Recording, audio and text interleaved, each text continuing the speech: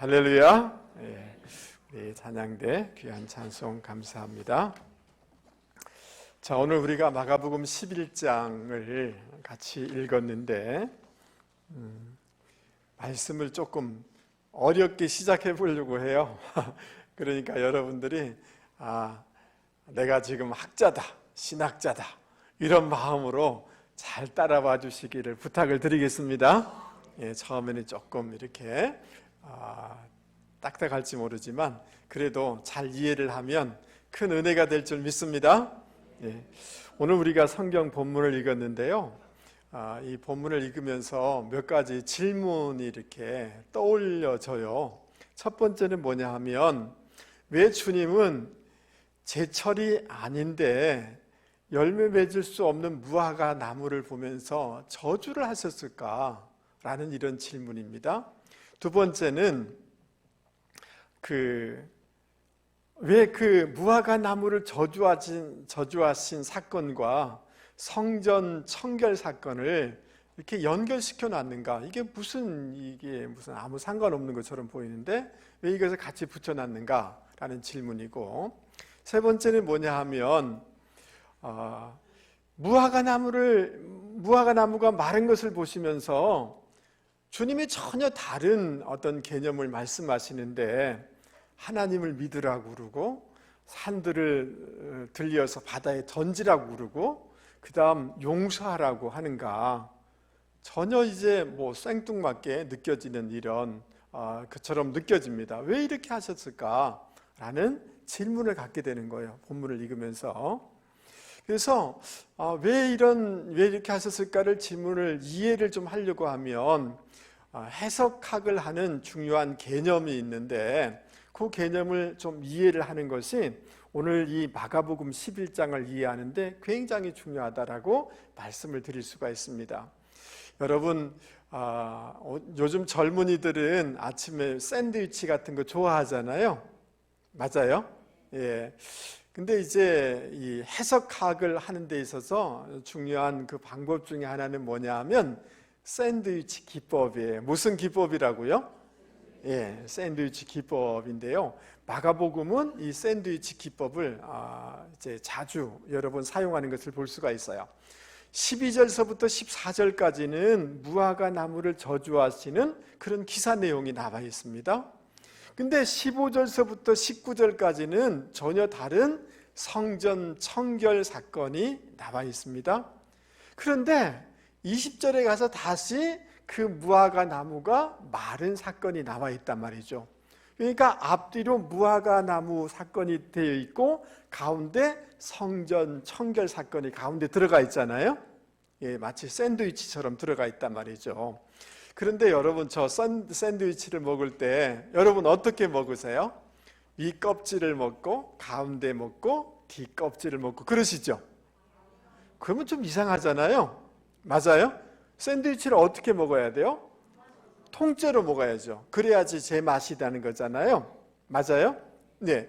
그러니까 오늘 본문 말씀은 굉장히 샌드위치 기법을 가지고 표현하고 있는 말씀인데, 이 말씀을 이해하려고 하면 이 통째로 서로 연결시켜서 그걸 이해를 해야 되지, 따로따로 이렇게 그걸 이해하려고 하면 이걸 이해될 수가 없다는 말이에요. 여러분 이해되세요? 그러니까 여러분 12절서부터 25절까지는 하나의 샌드위치로 되어 있는데 이 전체를 하나의 서로 연결시켜서 이해해야만이 오늘 그 마가복음이 우리 가운데 전달하고자 하는 그 메시지를 바르게 이해할 수가 있다라고 얘기할 수가 있는 것입니다.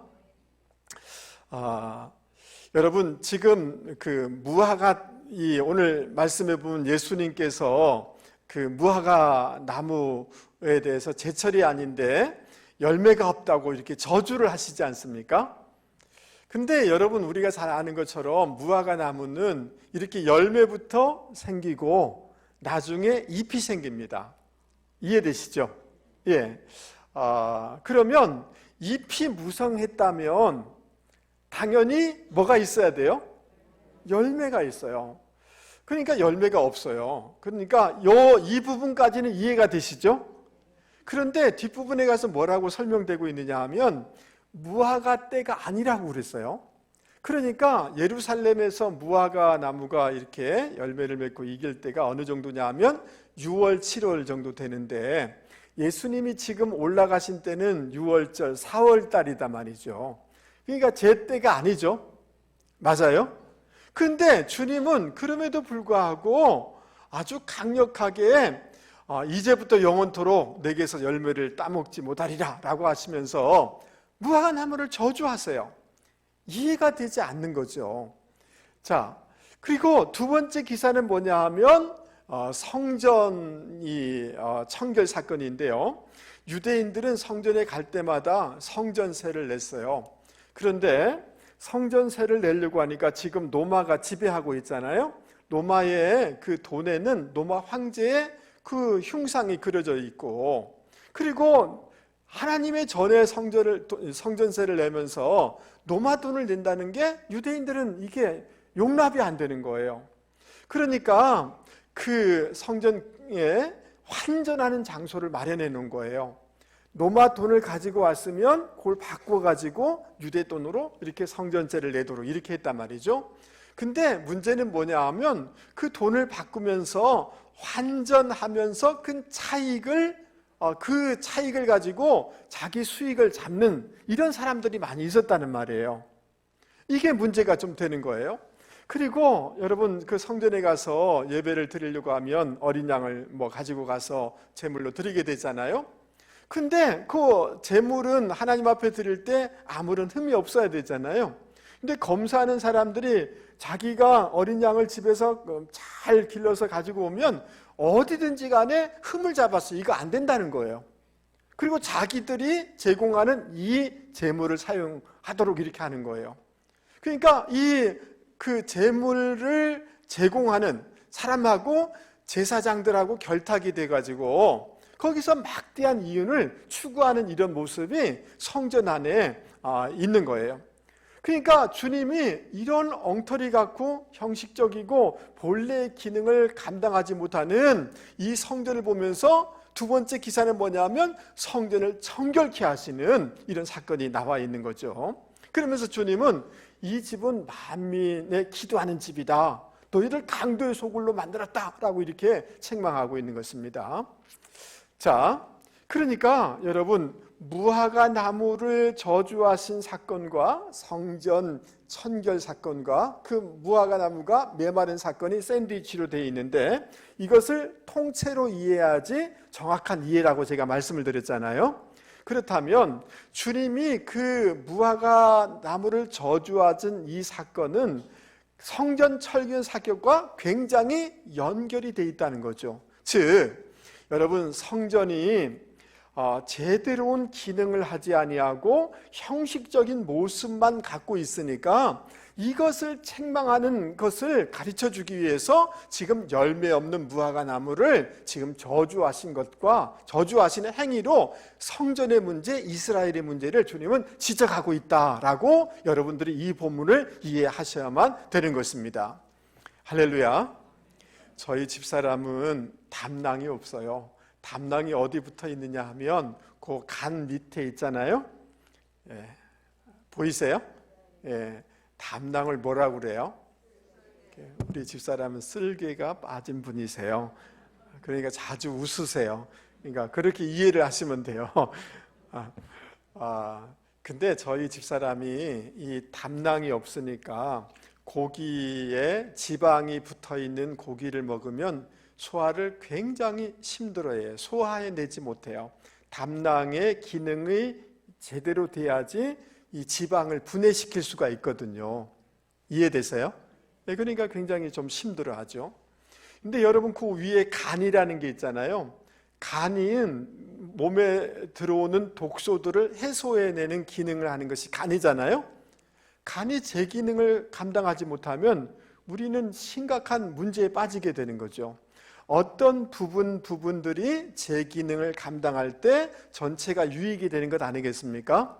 이것을 통해서 우리가 깨달을 수 있는 게 뭐예요? 여러분 성전도 제 기능을 감당해야지 많은 사람에게 유익을 줄 수가 있는 거잖아요. 근데 제 기능을 감당하지 못할 때 얼마나 많은 어려움을 제공할 수 있는가를 우리는 깨달을 수 있는 것입니다. 그러니까 지금 이 무화과 나무처럼 잎만 무성하고 제대로운 기능을 해내지 못하고 그런 것을 보면서 마치 이것은 성전, 지금 성전과 같은 모습이다라고 주님은 생각하셔서 책망하시고 저주하신 거단 말이죠. 그러면서 주님의 마음속에 제대로운 이 역할을 감당할 수 있는 새로운 계획을 가지고 있는데, 그것은 다른 것이 아니라 주님이 성전 되시겠다는 거예요. 그래서 성전의 본래의 취지를 다 온전하게 회복하려고 하는 것을 볼 수가 있습니다. 여러분, 지금 이 성전 청결 사건이 있는데요, 지금 이 성전 모습을 이렇게 그 당시를 여러 가지 연구해서 아마 저렇게 돼 있을 것이다라고 지금 생각을 하고 있는 것입니다. 그러니까 그 헤롯 성전인데요, 얼마나 큰 성전인지 제자들이 저 성전을 보면서 주님 앞에 그런 말도 한 적이 있어요. 주님, 저 성전 너무 웅장하지 않습니까? 라고 이렇게 예수님께 말씀을 드려요. 그러니까 주님이 뭐라고 얘기하느냐 하면 돌 위에 돌 하나도 남지 않고 다 무너지게 될 것이다 라고 주님이 예언을 하셔요. 얼마 시간이 지나지 않아서 로마 티투스 장군에 의해서 저 성전이 불타고 다 없어져요. 그래서 지금 이 이스라엘에 남아있는 것은 한쪽 성벽밖에 없는 거예요. 거기서 늘 울면서 기도하는 거죠, 유대인들이.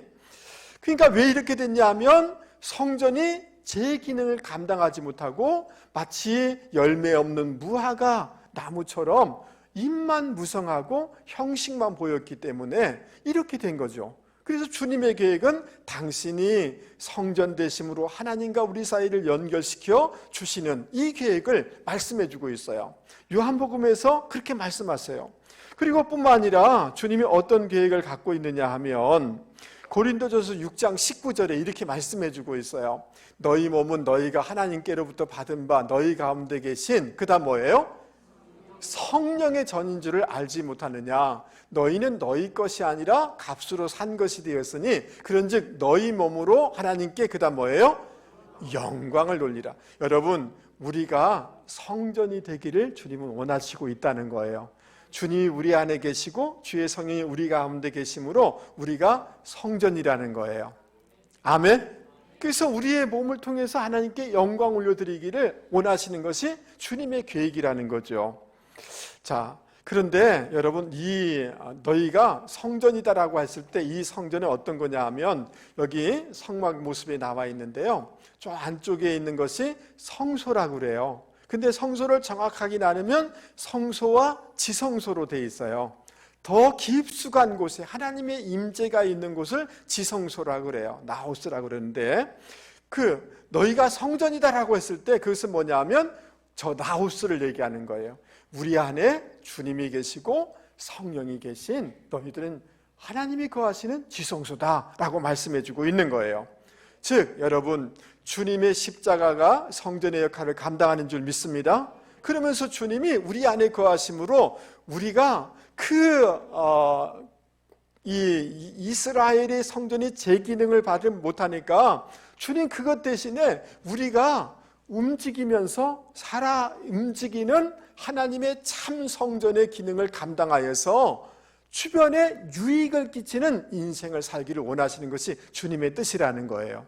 그러니까 오늘 이 메시지는, 이 마가복음이 우리 가운데 주시는 핵심 메시지는 이거예요. 우리가 주님의 성전인데 이 이스라엘의 이 성전은 형식만 무성하고 문제가 있는데 이제 너희들이 참 성전이 되어서 움직이는 성전이 되어서 다른 사람에게 유익을 끼치는 삶을 살아야 된다라는 것이 오늘 성경이 저와 여러분에게 들려주시는 음성인 줄 여러분 믿을 수 있기를 바랍니다. 자, 그러면 우리가 성전이라고 이렇게 얘기했는데 우리 옆에 사람한테 한번 얘기해 보겠습니다. 집사님은 살아 움직이는 참 성전입니다. 할렐루야. 여러분, 오늘 예배를 드리고 또 우리가 인생을 살아나갈 때 참 성전으로, 이 성전은 성전의 기능을 못했잖아요. 참 성전의 기능을 감당할 수 있는 저와 여러분이 되기를 바랍니다. 성전은 하나님을 보여주는 곳이 성전이잖아요. 저와 여러분을 통해서 하나님이 보여줘야 될 줄 믿습니다. 성전에 와서 마음이 힘들고 어려웠지만 위로받고 힘 얻는 곳이 성전이잖아요.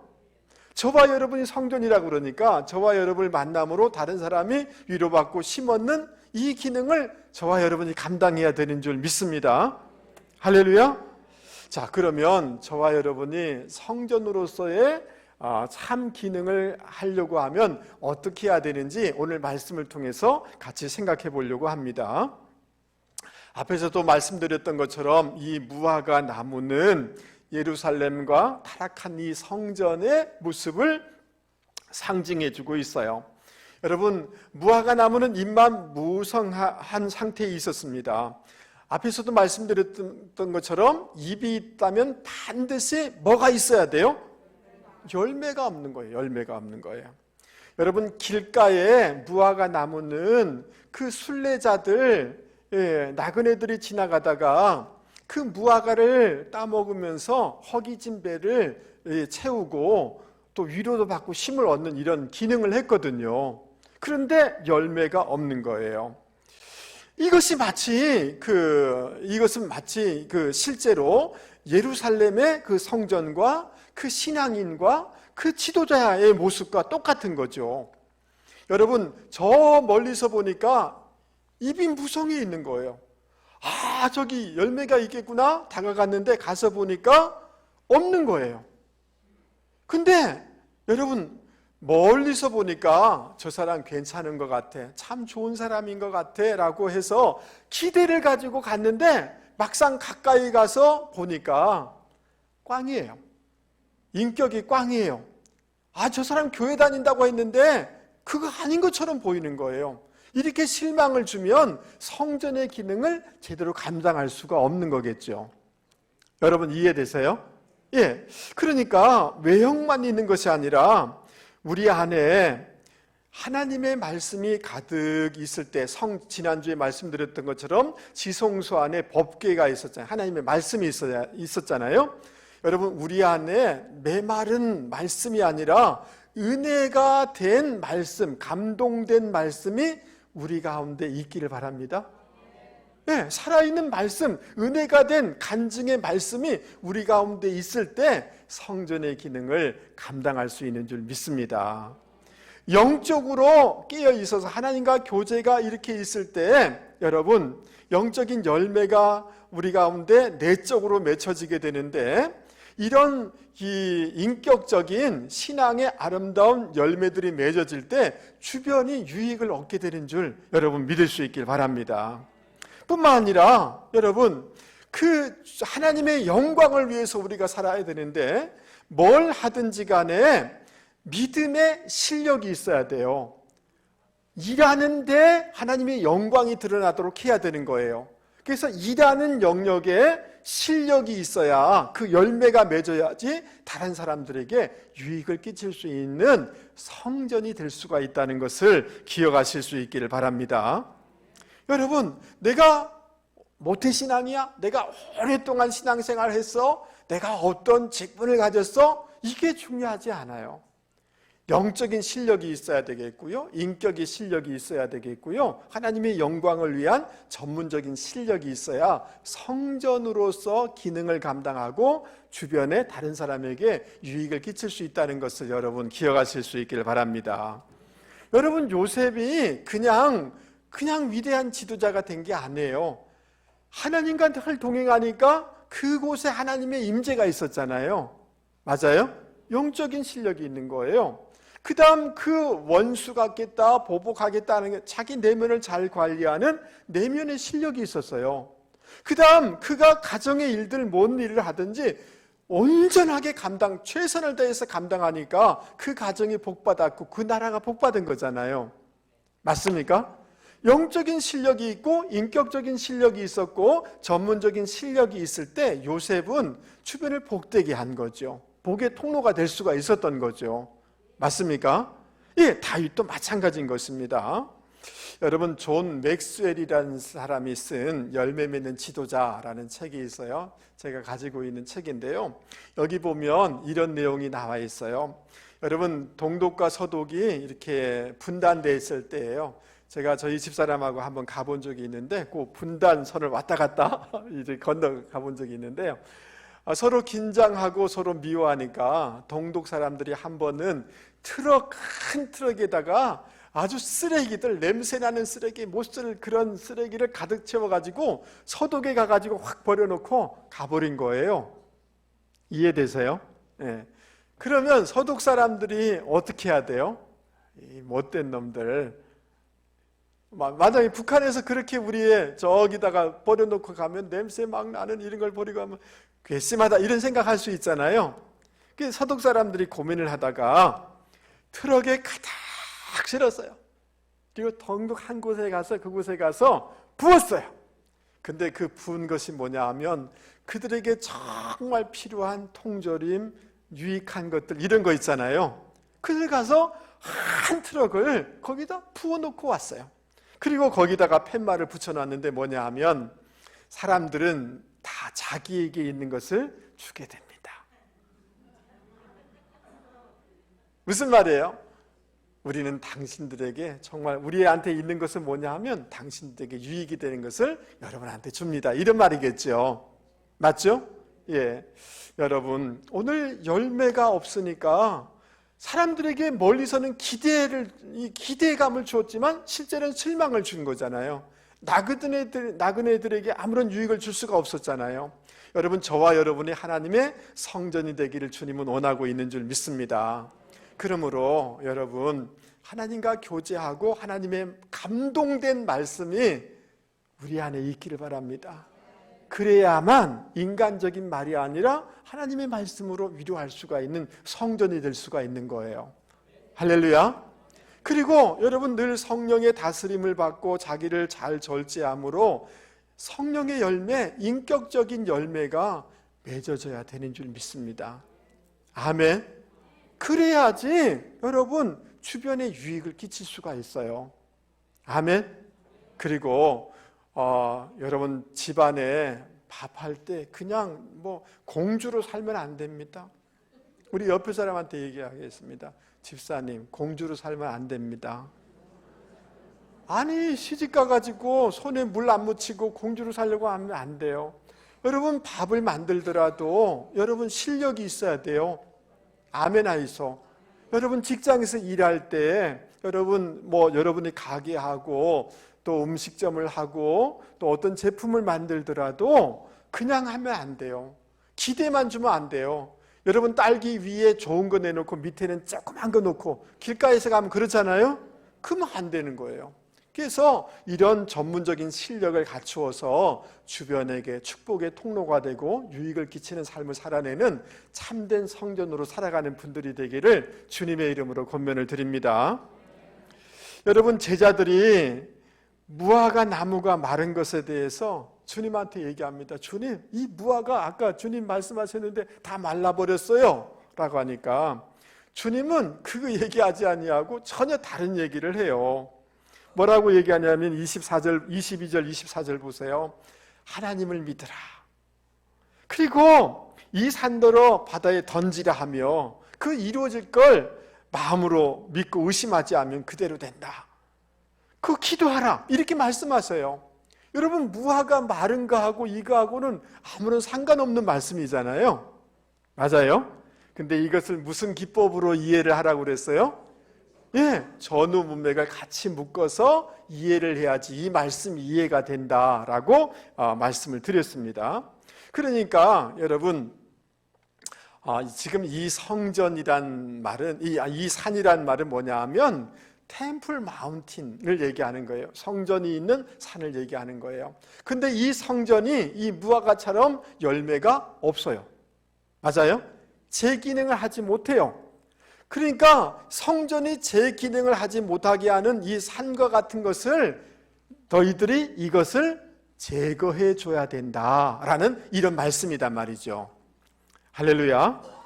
네, 그러니까 지금 이 대제사장 가야바 그 성화를 제가 가져왔는데요. 그 장인 안디바 제사장하고 나와 있는데 이 사람들이 막 그냥 이방인 뜰을 만들고 아까 얘기했던 것처럼 거기서 자기 이속을 막 챙기고 있는 거예요.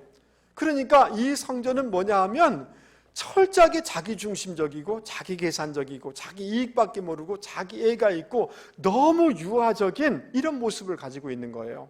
여러분, 우리 유아적인 신앙, 자기중심적인 신앙, 자기 계산적인 신앙을 뛰어넘어서 여러분, 이 집은 만민을 위해서 기도하는 집이다라고 얘기하고 있는데 그 누군가에게 유익을 끼치는 그런 성전이 돼야 되는 거 아니겠습니까? 우리의 신앙도 그래야 되는 줄 여러분 믿을 수 있기 바랍니다. 그러면서 주님이 이렇게 말씀하세요. 그것은 뭐냐 하면 이 성전의 기능을 방해하고 있는 이 산과 같은 것들을 제거해야 되는데 그 제거하는 방법을 뭐냐 하면 주님이 이렇게 말씀하세요. 22절 말씀 보세요. 예수께서 그들에게 대답하여 이르시되, 따라서 해보겠습니다. 하나님을 믿으라. 한 번만 더 하겠습니다. 하나님을 믿으라.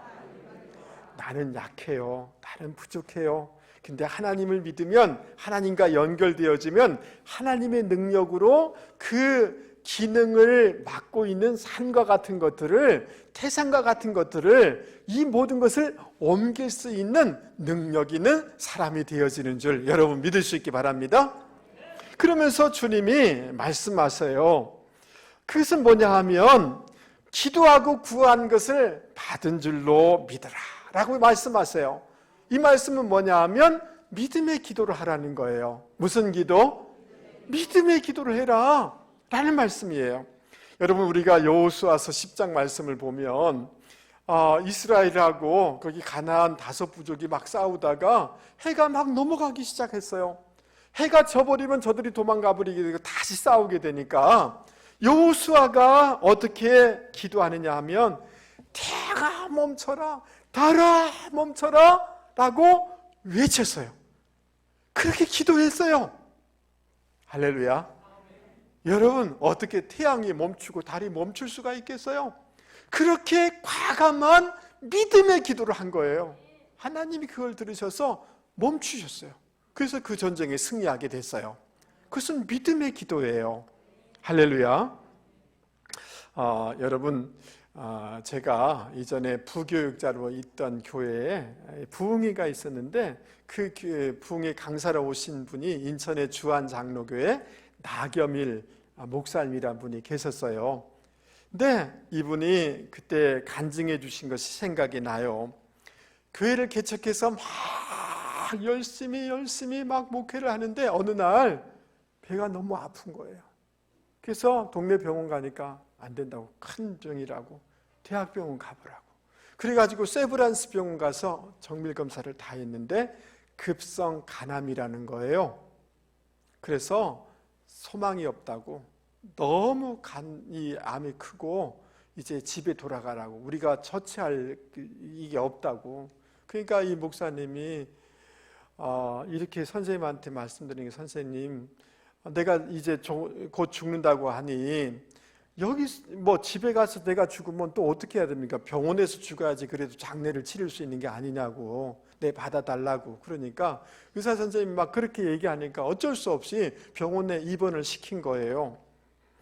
그래서 여러분, 금요일 저녁 정도 되니까 이제 간이 안 좋으면 얼굴이 시커매지잖아요. 더 시커매지고 복수가 차는데 막 남산만큼 막 복수가 차고 배가 이렇게 불러오르는 거예요. 근데 자신이 죽으면 천국 갈 수 있다는 확신이 있으니까 죽음이 두렵지는 않더래요. 그런데 혼자 있을 아내 생각하고 9살, 6살 난 2딸을 생각하니 너무 가슴이 아픈 거예요.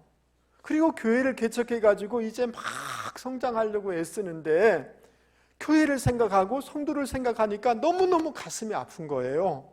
그래서 막 눈물 나고 그러다가 하나님께 기도를 이렇게 했답니다. 천지를 창조하신 하나님, 제 간을 창조하신 하나님, 하나님이 창조하셨다면 제 간도 낫게 하여 주실 줄 믿습니다. 제가 죽으면 하나님께 영광을 가리게 됩니다. 주님, 하나님의 영광을 위해서 살려주세요. 주님이 채찍에 맞으심으로 우리가 남을 입었다라고 이사야에서 말씀해 주셨는데 이 말씀을 제가 믿습니다. 주님이 우리의 연약함을 친히 담당하셨다는 마태복음의 말씀을 믿습니다. 믿음의 기도는 병든 자를 일으킨다는 야고보서의 말씀을 제가 믿습니다. 이 말씀대로 나를 치료해 주세요 라고 간절하게 기도를 했어요. 여러분, 기도하면 어떻게 해야 돼요? 나아야 되잖아요. 더 안 좋아지는 거예요. 주일 전날 그냥 더 상태가 안 좋아진 거예요. 그리고 교회에다가 이제 소식이 갔죠. 목사님이 위독하다라는 이런 소식이 전해진 거예요. 교회에서 막 간절히 기도하는 거죠. 호흡이 거칠어지고 의식이 가물가물해지기 시작한 것입니다. 그러더니만 간호사가 와서 이것저것 보더니만 그 고창 간호사가 밑에 간호사에게 30분 못 넘길 것 같아. 30분 후에 돌아가시면 흰 가운 덮어. 이렇게 얘기하고 나가더랍니다. 그리고 의사가 보더니만, 그러니까 의사 선생님들은 함부로 말을 하면 안 돼요. 이거 다 됐네. 그거 귀에는 다 들리더래요. 이 사람도 아니고 이거 다 됐네 라고 하면서 가더라는 거예요. 여러분, 30분도 안 남았잖아요. 여러분, 성도들이 주일날 그 얘기를 듣고 막 기도를 하고, 그런데 여러분, 그 주일 저녁부터 무슨 일이 벌어졌냐 하면 막 배에서 꾸룩꾸룩 소리가 나더니만 막 혈변을 계속 일주일 동안 이렇게 나오더랍니다. 그러더니만 그 남사만 했던 배가 쏙 꺼지는 거 있잖아요. 의식이 거의 없고 소리만 들렸는데 의식이 조금씩 회복되기 시작하더니만 여러분, 깨끗하게 나온 거예요. 할렐루야. 그 세브란스 그 의사 선생님 이름은 제가 말씀을 안 드리겠습니다만 이분이 쓴 게 있어요. 이거는 의학적으로 기적입니다. 기적. 이럴 수는 없습니다 라고 했다는 거예요. 여러분, 도무지 불가능한 가운데서도 믿음의 기도를 함으로 여러분 회복되게 되었고, 이분은 살아나셔서 주한장로교회 큰 교회가 됐죠. 부흥한 교회가 되고 세계에 나가서 복음을 증거하는 위대한 사역을 감당할 수가 있게 된 거죠. 여러분이 봉사하는 것, 사단이 놔둬요. 교회 어떤 교제하는 거 놔둬요. 근데 사단이 방해하는 게 있어요. 그건 뭐냐 하면 기도는 못하게 해요. 기도는 안 하게 해요. 왜 그러는 거예요? 왜? 다른 건 놔둬요. 봉사할 수도 있어요. 찬양할 수도 있어요. 기도를 못하게 해요. 믿음의 기도를 못하게 해요. 왜? 믿음의 기도를 하면 산이 옮겨지는 역사가 있기 때문에 그런 거예요. 그러니까 여러분 돈 좀 있으세요? 아니, 자식한테 한 1억 정도 줄 돈이 있나요? 내가 볼 때는 많지 않을 것 같은데요. 내가 잘 몰라서 그런데 여러분, 돈이 아니라 여러분 믿음의 기도로 그 포병 부대가 보병을 위해서 막 적지를 다 폭탄을 다 부으면 그냥 다 사라지고 보병을 올라가서 점령하면 되는 거잖아요. 여러분 이해되세요? 여러분이 자녀를 위해서 1억을 주는 게 아니라 믿음의 기도를 해야 되는 것이고, 남편을 위하여서 믿음의 기도를 해야 되는 것이고, 그럴 때 이 산과 같은 것들이 제거되어서 온전한 성전의 기능을 감당할 수 있게 된다는 것을 여러분 기억하실 수 있기를 바랍니다. 할렐루야. 여러분, 성전은 용서가 선포되는 것이잖아요. 예. 그 어떤 죄인도 용서받고 돌아가는 곳이 성전이에요. 25절 말씀 한번 보세요. 25절 여러분 같이 한번 읽어볼까요? 서서 기도할 때 시작. 서서 기도할 때 아무에게나 혐의가 있거든 용서하라. 그리하여야 하늘에 계신 너희 아버지께서도 너희 허물을 사하여 주시리라 하시니라. 아멘. 여러분, 용서를 선포할 때 성전의 기능이 회복되는 거잖아요. 예. 그런데 이 말씀을 읽으면서 억수로 부담이 되는 거예요. 왜냐하면 첫 번째, 용서를 해야지 하나님이 너희를 용서해 주실 것이다라는 조건적인 것처럼 느껴지니까 이게 굉장히 이해가 되지 않아요. 두 번째, 나를 힘들게 하고 밤잠 못 자게 하는 사람을 용서할 수 있어요, 없어요? 용서하기가 너무 힘든 거예요. 머릿속으로는 생각이 되지만 실제 감정적으로 용서하기가 쉬워요, 어려워요? 어렵습니다. 그러니까 이 말씀이 참 받기가 부담스러운 거예요. 용서하라.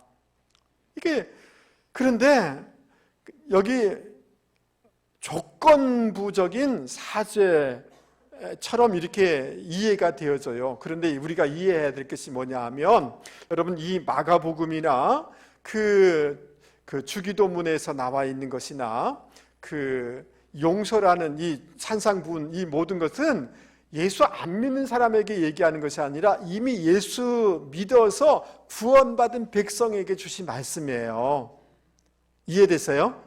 그러니까 이거는 조건부적인, 너희 용서하면 내가 너희들 죄 용서해 주겠다는 말이 아니고, 이미 용서함을 받은 우리가 주님의 그 용서의 은혜에 감격하여서 다른 사람을 용서하려고 애쓸 때마다 주님이 용서가 얼마나 큰지를 깨닫게 해주시고, 또 다른 하나님의 놀라운 은혜를 우리 가운데 부어주신다는 이런 말씀이에요. 선순환적인 이런 말씀이란 말이죠. 이해되세요? 조건부, 우리가 용서하면 하나님이 그때야 내가 제 용서해 주는 것이 아니라, 조건부적인 것이 아니라 이미 용서함을 받은 우리가 용서해 나갈 때 하나님이 더 놀라운 용서의 체험과 은혜를 체험하게 된다는 이 말씀이죠. 할렐루야. 예. 자, 여기까지는 우리가 깨달을 수 있어요. 그런데 우리를 힘들게 한 사람을 용서하기가 너무 어렵잖아요. 맞죠? 예, 용서하기가 어려워요. 근데 오늘 따라서 한번 해보겠습니다. 용서하라. 주님이 우리에게 뭐라고 얘기하세요? 용서하라. 이게 헬라어로는 아피에미. 한번 따라서 해보겠습니다. 아피에미. 예, 이 말은 어디서 사용된 단어냐 하면 마태복음 4장에 보면 제자들을 주님이 부르시자 제자들이 배와 그물을 뭐하고? 버려두고 예수를 쫓으니라 할 때 버리다라는 뜻이에요. 단어에 같은 단어예요. 그러니까 용서라는 의미는 무엇이냐 하면 내 안에 막 응어리지고 막 이런 것들을 배와 그물을 버리듯이 버려야 된다라는 뜻이에요. 할렐루야. 여러분 막 응어리진 것들을 계속해서 가슴에 품고 있으면 안 되고 그것을 버려야 돼요. 할렐루야. 그리고 그것은 마치 뭐와 같으냐 하면, 여러분 만약에 그 어떤 개가 죽었어요. 그걸 땅에다 묻겠죠. 근데 땅에 묻으면서 꼬리 부분은 위로 나오게 하고 이렇게 묻었다가 이 나쁜 놈 하면서 꼬리를 한번 쫙 잡아 당기고, 그런 사람이 있어요, 없어요? 그 죽은 개를 어떻게 해야 돼요? 땅속에 깊이 묻어버려야 되는 거잖아요. 그 미움과 이런 모든 것들을 땅속 깊숙한 곳에 묻어야 되는 거예요. 생각하고 때만 되면 꼬리를 잡아 당기면 돼요, 안 돼요? 땅속에 묻어야 되는 거예요. 할렐루야. 용서하라는 말씀은 무슨 뜻이냐 하면, 하나님이 모든 것을 아시는 재판장인데 내가 재판하고 내가 판단하고 내가 해결해 주마, 그건 내한테 맡겨라. 아멘. 내가 막 보복하고 어떻게 하려고 하지 말고 그 재판장 대신 하나님께 맡겨드리라는 거예요. 할렐루야. 그러니까 여러분 감정적으로는 쉽지 않지만, 여러분 정말 미운 사람이 있었다 없었다? 있었어요. 지금도 있어요. 자다가 그 생각나면, 그 사건 나면 그냥 벌떡 일어나고 잠이 안 올 때가 있어요. 속이 쓰릴 때가 있을 거예요. 그러나 그것을 그물을 버리듯이 흘러보낼 수 있는 분들이 되기 바랍니다. 아멘. 저 낙동강에 흘러보내실 수 있기 바랍니다. 아멘. 땅속에 어떻게 하라? 아이고, 꼬리는 지금 올려놨는데 아니에요. 땅속에 완전히 파묻으실 수 있기 바랍니다. 그리고 그 모든 것을 완전하게 하시고 재판하시고 다 해결해 주시는 주님 앞에 올려드릴 수 있는 저와 여러분이 되실 수 있기 바랍니다. 여러분, 아버지로부터 상처가 너무 많이 자란 사람이 그 문제를 해결하지 못하면, 그것을 흘러보내지 못하면 자기 남편이 너무 훌륭해도 그 하나의 눈의 가시처럼 보이는 것 때문에 계속 미워할 수 있어요. 그러니까 내 안에 용서가 안 됐으니까, 아버지는 이미 돌아가셨음에도 불구하고 용서 안 되니까 여러분 내 성전 기능을 감당하지 못하고 남편이 계속 미운 거예요. 그러니까 여러분 우리 안에 이 미움에 대한 것들을 용서할 때 성전의 기능을 감당할 수 있는 줄 여러분 믿을 수 있기를 바랍니다. 할렐루야. 그럴 때 여러분 계속해서 또 올라오죠. 아이고 왼수 같은, 올라올 때 또 용서를 선포하고 또 흘려보내고 또 맡겨드리고 또 묻어버리고 또 그렇게, 그러다 보면 우리 안에 있는 이 미움과 마치 막 이 고인 물, 썩은 물과 같고 막 이런 것들이 하나씩 하나씩 정화되어서 우리 안에서 은혜가 흘러가게 되어지고 넉넉한 인생을 살게 되는 줄 여러분 믿을 수 있기를 바랍니다. 말씀을 마치려고 합니다. 무화과 나무와 성전하고 무슨 관계가 있는가? 관계가 있습니다. 여러분 무화과는 열매가 맺어야 되는 것이고 성전은 제 기능을 감당해야 되는 줄 여러분 믿을 수 있기 바랍니다. 하나님은 오늘 이번 주간에 여러분이 그곳에서 움직이는 그곳에서, 거하는 그곳에서 참 성전이 되기를 원하시는 줄 여러분 믿을 수 있기 바랍니다. 여러분 성전이 되려면 열매가 있어야 되겠죠? 말씀의 열매가, 말씀이 은혜가 된 말씀이 꼭 있을 수 있기 바랍니다. 할렐루야. 예. 여러분 한 번만 더 따라서 해야겠습니다. 이렇게 살면 안 됩니다. 여러분 50이 넘으면 여성분들은 다 깨어 있어야 돼요. 이게 남성 호르몬 수치가 높아지면서 너무 세져요.